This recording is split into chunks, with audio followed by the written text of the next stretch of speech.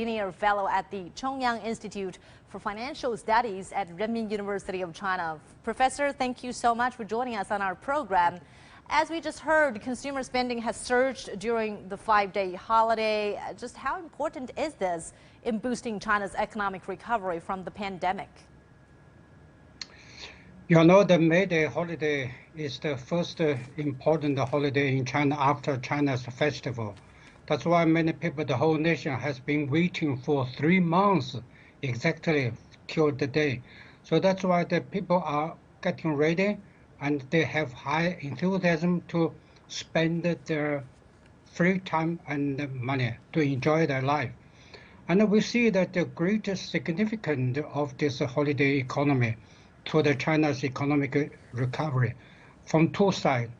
From supply side, that all these factories, they are happy that to spend all these products to the market, and also the market is full of people and visitors, and they sell and sold out of these products that they have prepared for the market and for the consumers, and also they meet the different demands of the people.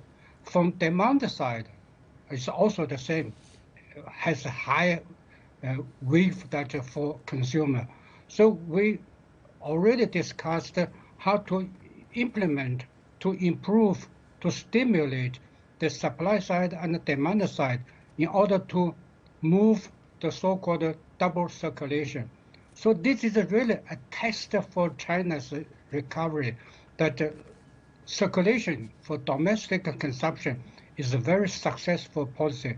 So for the May Day holiday, we can see greater importance that to support China's economic policy and also support the future development of China's economy, especially for supply side.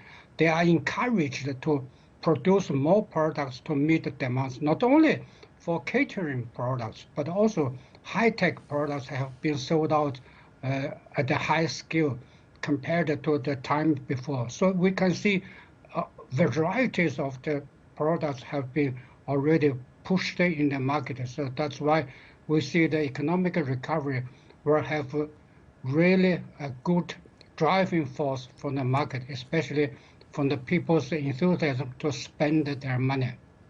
And as we just heard, consumption figures are coming in, and of course, compared to last year's Labor Day holiday, which was very unusual, people were not traveling anywhere due to restrictions, COVID restrictions, as well as fears for a resurgence of the pandemic. How would you evaluate this year's numbers?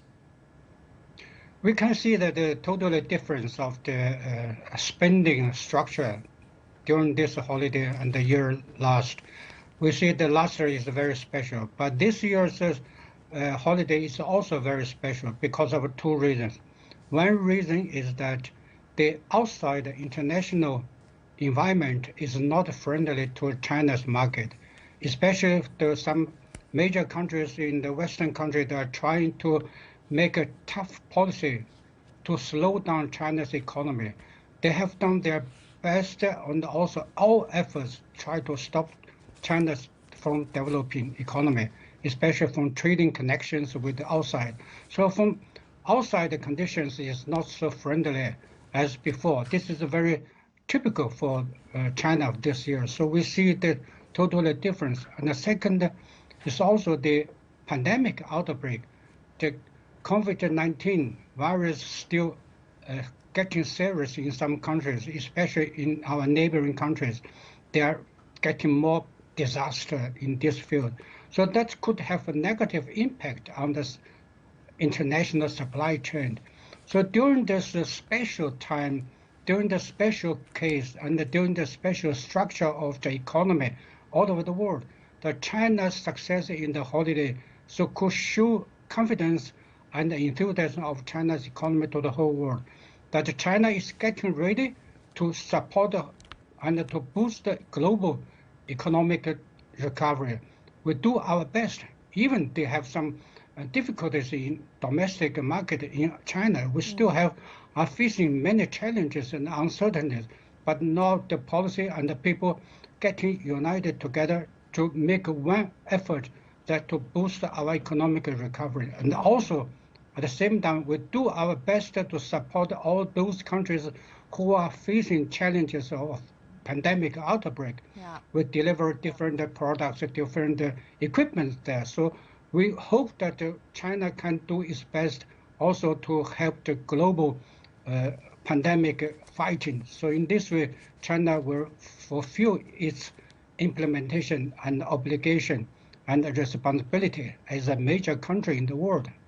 Of course. Thank you so much, Professor Liu Zhiqin, for your analysis.